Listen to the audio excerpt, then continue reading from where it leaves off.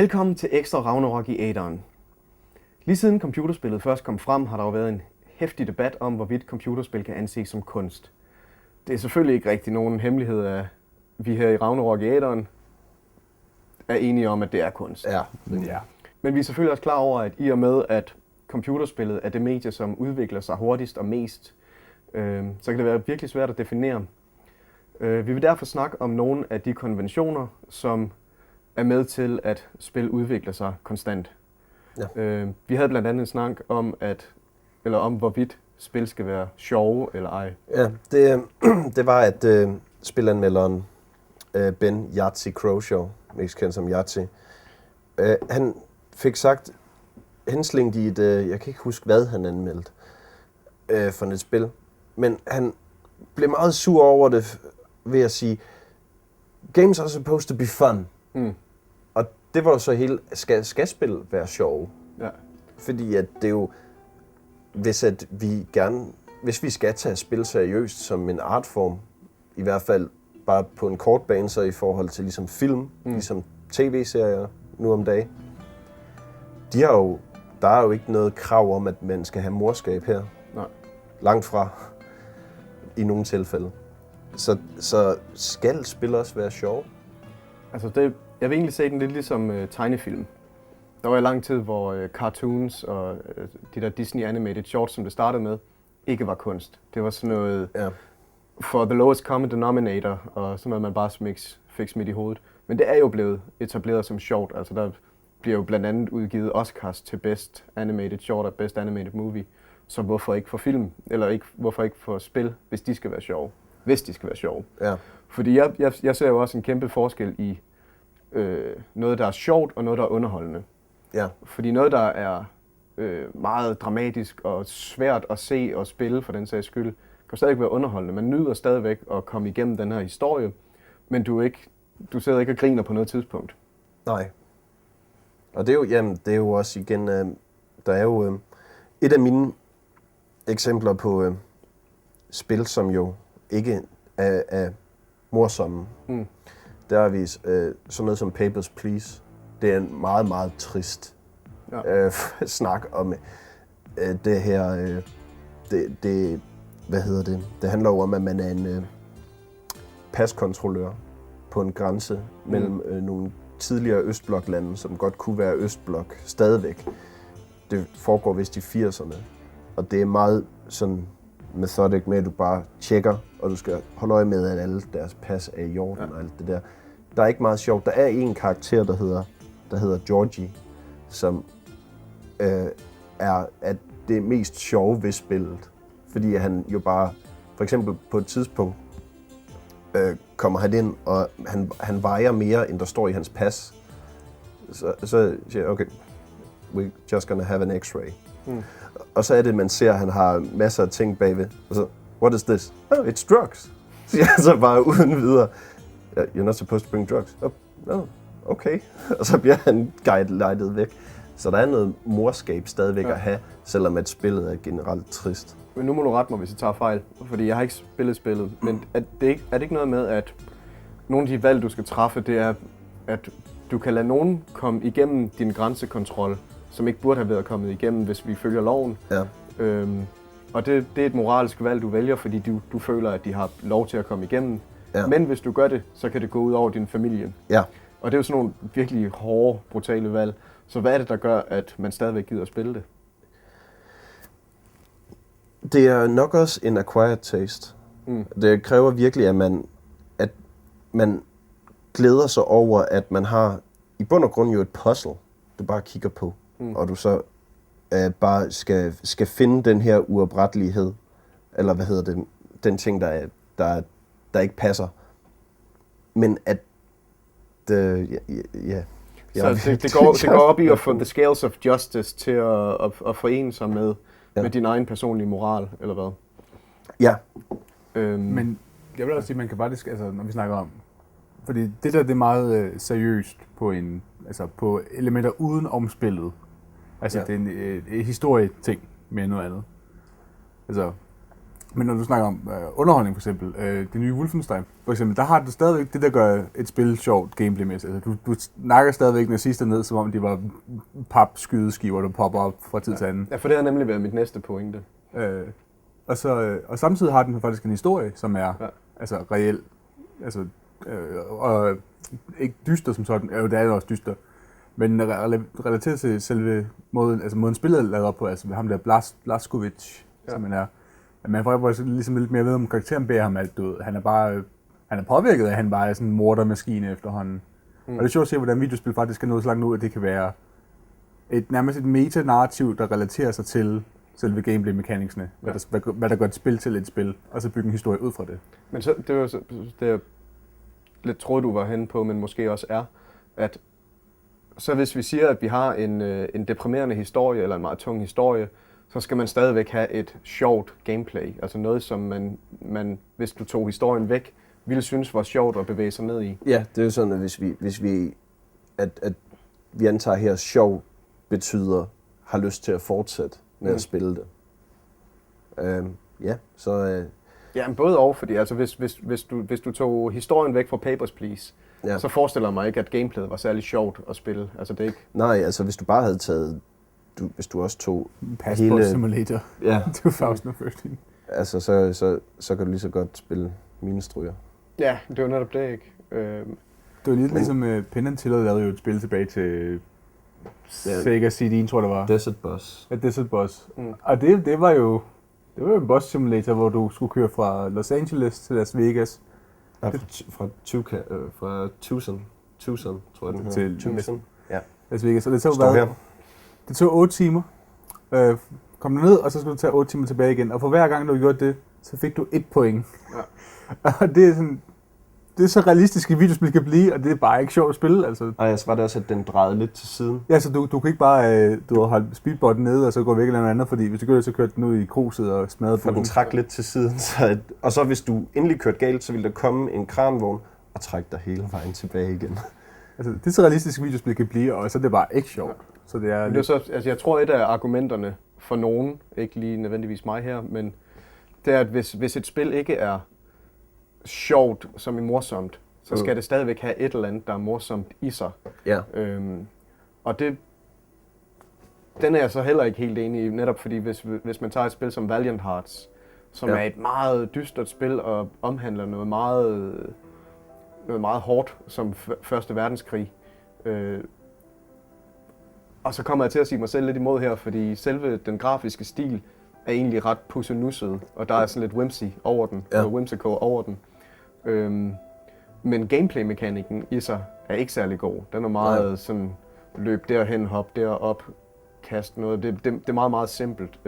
Så hvis du tog den her rigtig, rigtig gode historie, som du bliver emotionelt investeret i, væk fra det, så havde spillet været noget lort. Ja. Men fordi der er den her hårde, brutale historie, så er det rent faktisk rigtig godt. Ja. Men det er jo også, at det er jo bare, at du bliver rørt af spillet, og det er det, at det er at det er en anden følelse, at der får dig videre igennem spillet. For eksempel sådan et spil som This War of Mine. Der er intet at grine af. Der er ikke engang små jokes i løbet af det. Jo, der er en joke med, at du kan drikke en karakter fuld, og så begynder han at ramble lidt om, was that stairway always here? Men ellers så... Og det er jo igen den meget dystre historie om overlevende i en krigszone. Ja. Men jeg tror måske også lidt, når man snakker om det der, på sin vis, så tror jeg ikke, videospil i sådan en traditionel form duer måske 100% til en seriøs fortælling. Altså, videospil er rigtig gode til over-the-top action. Altså, alle skuespil er essentielt, du er altid en Space Marine, du er altid en super soldier. Selv realistiske skudspil er du altid en super soldier. Ja. Og jeg tror, det bliver lidt svært at få spil, at du laver en realistisk fortælling om krig, og du første gang du løber over skyttegravene, så bliver du skudt ned, og så spiller det bare slut. Altså, Men jeg er lidt uenig Operation Flashpoint. Men altså, hvis vi sådan prøver sådan lidt afrundingsmæssigt måske, at sige, at hvis du antager, at spil er et børnelegetøj, så skal det være sjovt, fordi ellers er der ingen pointe i det. Men hvis du antager, spil er et medie, som også kan tiltale voksne mennesker, og er interesseret i en dybere og større historie, så synes jeg netop, at det her, vi snakker om, at spille er high art, frem for bare, at det er et kreativt outlet. Ja. Og jeg mener for eksempel også, at en film som The Road, eller en bog som The Road for den sags skyld, kunne spilmatiseres i stil med Telltales Walking Dead for eksempel, som på nogle punkter har været så deprimerende, at jeg har haft svært ved at fortsætte. Ja, det. Der er virkelig earn your happy ending, hvis du overhovedet kan komme frem til en. Altså, noget andet også måde, vi sådan ser videospil på generelt nogle dage, fordi vi ikke rigtig kommer udenom at se det lidt som legetøj eller produkt. Eksempelvis som der er nu diskussion om de ordre, som det blev kritiseret meget for, at det havde en ikke synderlig god længde. Altså, der blev udgivet en let's play, eller hvad det nu hedder, hvor det blev gennemført på 5,5 timer, mener jeg. Ja. Hvor de så også har været, altså en af programmørerne har været inde og sige, at det er ikke repræsentativt for spillet. Men selv hvis det er tilfældet, så det meste af det er cutscenes, siger man, eller halvdelen. Eller han brugte vist oven i købet også Modern Warfare som et eksempel på, at det er modern, men man vil ikke rigtig i forhold til en singleplayer, når man taler om det. Nej. Ja, så vil man ikke rigtig referere til Modern Warfare. Men i det der også, at vi snakker om, hvor vi ser videospil som kunst, fordi jeg kan godt selv se som en gamer, hvis jeg køber et eller andet spil til fuld pris, du ved, nu køber jeg godt på PC, men stadigvæk, du ved, 350 kroner, og så 5 timer senere, så har jeg været igennem spillet bare, så føler man sig lidt snydt, og det er jo lidt, fordi vi kan ikke påråbe, at vi synes, at det er kunst, og så stadigvæk have sådan en følelse af, at du ved, vi har været på grafen til en 5-minutters film, der kostede 100 kroner at se. Altså. Men det er jo, altså, der laver du så også et underligt sammenligning der, fordi hvis du går ind i biografen og giver 500 kroner for en film, som varer 5 minutter, eller hvad det så er, 100 kroner, så vil jeg føle mig virkelig snydt. Men om jeg går i biografen og betaler en standardpris på 70 til 120, så jeg kigger på intet tidspunkt på, om den varer halvanden time, en time eller 3,5 time. Jeg ved godt, at når man ser en helaftensfilm, så er den som regel også en højere pris. Men det er jeg så også imod, fordi jeg synes ikke, at du kan sætte en længde på noget. Altså, du kan sagtens tage en god film, som vi varer halvanden time. Ja. Og så sætte alt det, der ellers har ramt klippegulvet ind, og lave det til en helaftensfilm, og så betale ekstra pris for det. Hvad hedder den? Nymphomaniac. For eksempel. Det var også den, jeg tænkte. Der vil jeg sgu hellere se det komprimerede produkt, hvor det kun er alt det bedste, der er tilbage. Og på samme måde som i et spil, hvis vi tager Fallout for eksempel, som jeg virkelig elsker, men alle de der go-fetch-missioner, som har nogle små fine historier i sig, men bliver gjort kunstigt forlænget af, at man skal lave alle de her ligegyldige mindless tasks. Ja. Det tager mig ud af historien, fordi så render jeg bare rundt og skyder. Ja, fordi det er jo det ikke giver nogen mening for dig at gøre det. Altså, og det er ikke engang sjovt, for jeg har gjort det så meget efterhånden, og det er formålsløst. Hvis du bare ser Fallout 3, hvor du virkelig jo bare er blevet efterladt af din far, og du er virkelig på jagt efter din far, men jeg har åbenbart stadigvæk tid til lige at tage en lille pakke med op til den anden ende af verden. Ja. Men det er jo så ikke fordi, bare fordi de spiller kort er ikke nødvendigvis dårligt. Altså, nej, lige præcis. Det var også... Hvis det var kunstigt. Ja, kunstigt.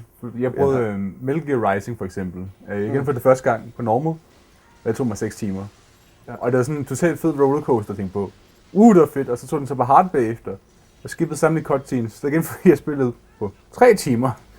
Og der er noget, jeg nåede heller ikke at få følelsen af, at jeg følte mig syg, fordi det var stadigvæk en virkelig, virkelig fed rollercoaster ride. Altså, så, og jeg betalte heller ikke fuld pris for det, fordi det var på Steam, og det var en billigere port. Alt det. Så ja, det er meget svært medie at bedømme, hvornår du får noget værdi for det. Et af mine bedste spiloplevelser har været med Limbo, som første gang jeg gennemførte det var måske 2 timer, 3 timer, jeg kan ikke helt huske det. Men anden gang jeg gennemførte det gjorde jeg i en setting på 1,5 time. Ja. Og det er så et live arcade-spil på Xbox, så det er væsentligt billigere.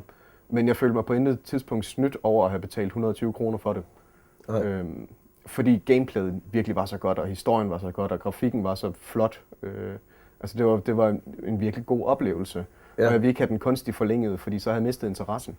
Jeg spillede Mafia 1, og der var det, at jeg på ganske få dage kom til mission 6, som er the infamous racing level, hvor jeg så sad fast i et halvt år, før jeg fandt en kode og kom igennem. Og så gik der et par uger, hvor og det var et jo generelt sjovt spil, jeg havde der. Men der kommer til at være en spoiler for Mafia 1 her. Jeg tror, det er gammelt nok til, at jeg kan tillade os det. Hvor Tommy ligger og dør på græsplænen foran, og hele hans dødsmonolog om, hvad hele hans liv er blevet til, og hvordan det i bund og... Altså, den rørte mig virkelig dybt. Jeg sad der og tænkte, wow. Så gammel var jeg heller ikke dengang, men det er også, altså, jeg må også indrømme, hvis vi skal sætte en pris på spil, ikke? Altså, det er jo en af de største brancher overhovedet, de tjener kassen. Så jeg forstår egentlig ikke, hvorfor spil er så dyre, som de er. Altså, jeg kan godt forstå, at nogen er, men jeg kan ikke huske sidst, jeg har betalt fuld pris for et spil, man køber i hardcopy. Jo, på Xbox Live, hvor de koster noget mindre, hvor jeg synes, at prisen egentlig er rigtig passende. Men at give 500-600 kroner for et spil, det synes jeg stadigvæk er... Ja, altså det er jo... Det er måske også bare, fordi jeg er en fattig studerende, men... Ja, men det er... Aren't we all? Jamen, de fleste gamere er måske... Ja. Jeg hørte det forklaret meget simpelt med, at studierne simpelthen forventer, at spillene tjener flere penge, end de egentlig kommer til. Så de pumper flere penge ind i udvikling, og så skal spillet tjene endnu flere, så bliver de så sætte prisen op, og så er det bare sådan en ond cyklus af forventninger, der skaber flere. Men det er sjovt, fordi jeg kom lige til at tænke på, at da jeg købte det oprindelige Medal of Honor til PlayStation, det gav jeg 550 kroner for. Og jeg har aldrig nogensinde tænkt over, at det var for mange penge. Det var også et spil, der var så medrivende, og så at jeg faktisk fik blodsprængte øjne. Min mor var nødt til at sige til mig, du er nødt til at stoppe med at spille lige et øjeblik, fordi jeg havde blodsprængte øjne. Men der har vi jo så også spil, som godt er klar over, at de er ved at presse konvolutten, var jeg ved at sige, på hvad de kan kræve af spillere, og hvad vi skal give for et spil.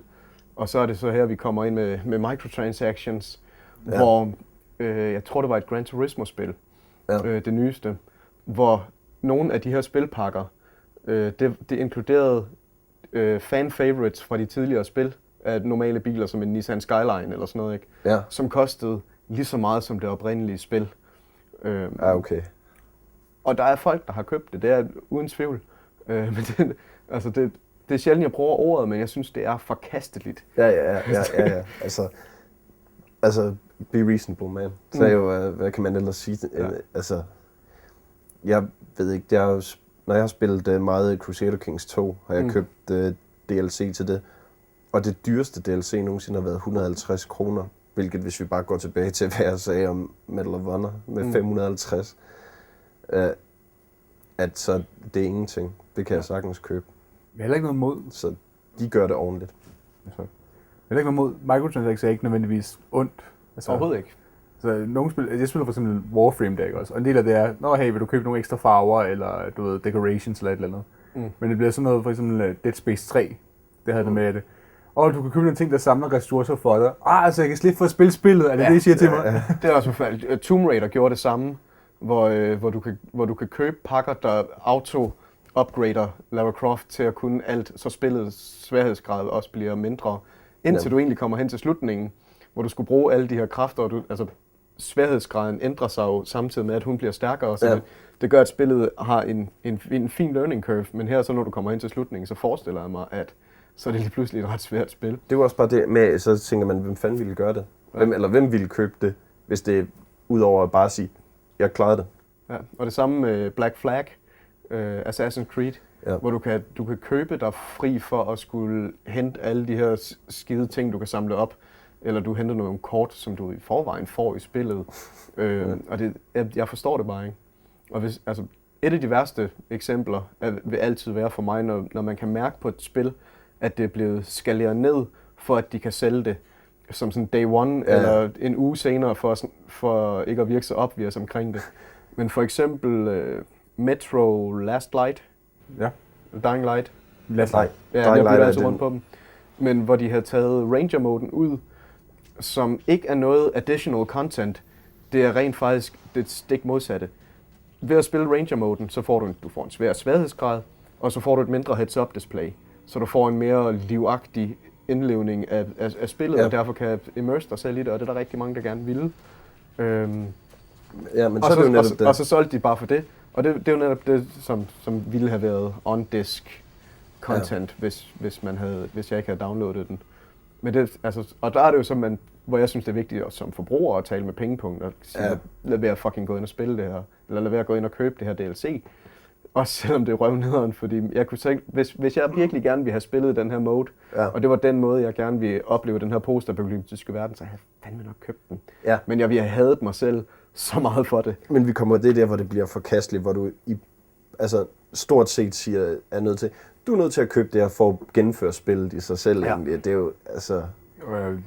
Og de har allerede taget deres $60 for det, eller sådan et eller andet. Altså. Ligesom Capcom gjorde for nogle år siden, hvor der var fremme med at Marvel vs. Capcom, og jeg tror det var det her slåsspil, hvor at, de også bare chargede penge for alle de her DLC-figurer. Og så var nogle folk, der ligesom hackede disken og så, hvad der var på den. Og alle tingene, du kunne købe, det var på disken. Ja. De har bare sådan logget det væk, inden du betalte for det. Det er forkasteligt. Der kan du bruge ordet ganske. Ja, det er så rent faktisk også, så vidt jeg ved, pisse ulovligt. Fordi du har købt et produkt, som du derfor ikke også får. Og det må man ikke. Det er simpelthen ulovligt. Capcom doesn't care. Så vidt jeg ved i hvert fald.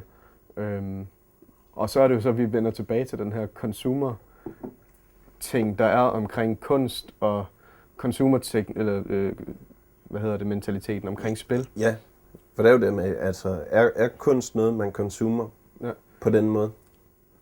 For det er det jo. Altså du kan godt gå ind i et galleri med billeder og shoppe. Ja. Og, for der står de her høje prislister og sådan noget, ikke? Og så er du en forbruger, og det kan også... Mit største problem det er, når vi har traditionel kunst, så kan man også snakke om, at et work er priceless. Altså det, og det gør det sværere, når det er noget, der bliver masseproduceret. Ja. Medmindre man går tilbage og tænker, hvis du kan få fat i gamle disketter med sjældne spil, så bliver de lige pludselig priceless. Ja. Men stadigvæk er der en decideret pris på det. Ja. Priceless in anything but name. Men det er også... Eller anything but actuality. Spil sætter du heller ikke, altså... Når du køber et spil, du køber ikke en eller anden fysisk ting, du køber ikke en skulptur, du køber en ting, du skal interagere med. Altså, du køber en oplevelse, som du selv er en del af. Og det er svært at sige, jamen det er 20 kroner for din oplevelse, fordi du er ukreativ og grim.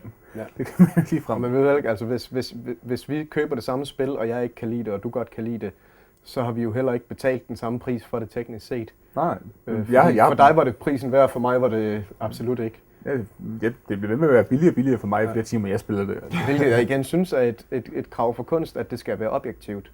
Det skal have en forskellig følelsesmæssig impact på hver forskellige bruger. Og nogle af de største følelsesmæssige impacts, jeg nogensinde har fået, har været igennem spil. Fordi det har været mig, der var idioten, der gik ind i huset med slasheren, og frem for at sidde og sige, hvorfor fanden går du derind, din idiot? Så man skal selv gøre det, og det ja. Ham idioten, der stadig troede, at den person i GTA kunne svømme indtil 4. Vi er stadigvæk enige om, at spil det er kunst. Ja, utvivlsomt. Jeg kan ikke se, hvad det ellers kunne være. Nej, det er også det. Altså, der er folk, der lægger deres kreative værdier i det. Altså, det er jo egentlig en blanding af rigtig mange forskellige slags kunstarter. Det er både en bog, det er en film, og det er et maleri. Hvis man tænker på historie, grafik og selv når ordet interaktiv kunst eksisterer, så er der ikke engang det, som man kan have mod spil. Det er kunst. Men det er ikke et legetøj. Men det er også et meget... Du er ikke et legetøj.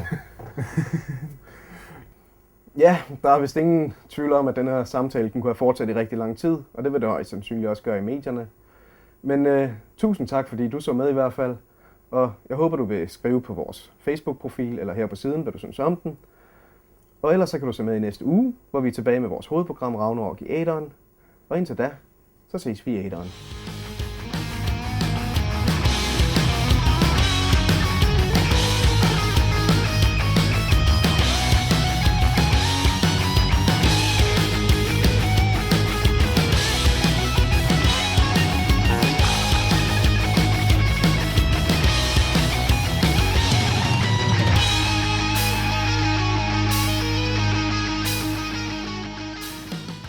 Your mother sucks cocks in hell!